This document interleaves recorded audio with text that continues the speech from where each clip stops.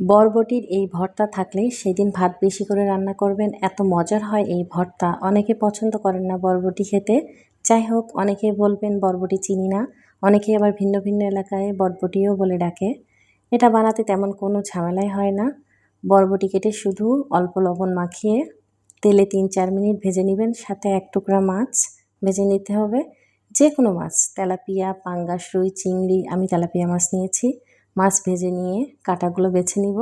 পেঁয়াজ, মরিচ, লবণ, সরিষার তেল দিয়ে সবগুলো একসাথে ভালোভাবে মাখিয়ে নিব। আপনারা অবশ্যই পাটায় বেটে নিতে পারেন, আমার কাছে শিলপাটা নাই তাই আমি এভাবে মাখাবো। শিলপাটায় বাটলে এত মজা হয় ভর্তা, একবার বানালে বারবারই বানাতে মন চাইবে। তবে পাটায় বাটলে অসম্ভব মজা হয় এই ভর্তা, একবার হলেও বাসায় ট্রাই করবেন। অবশ্যই আমাকে জানাবেন কেমন হয়েছে। প্রচুর মজা। পাটায় বাটা ভর্তার টেস্টই আলাদা। আমার কাছে পাটা নেই, আমি এভাবে করেছি, এটাও অনেক মজার হয়েছে। আপনারা বাসায় ট্রাই করবেন, এমনি অনেক মজা হয়।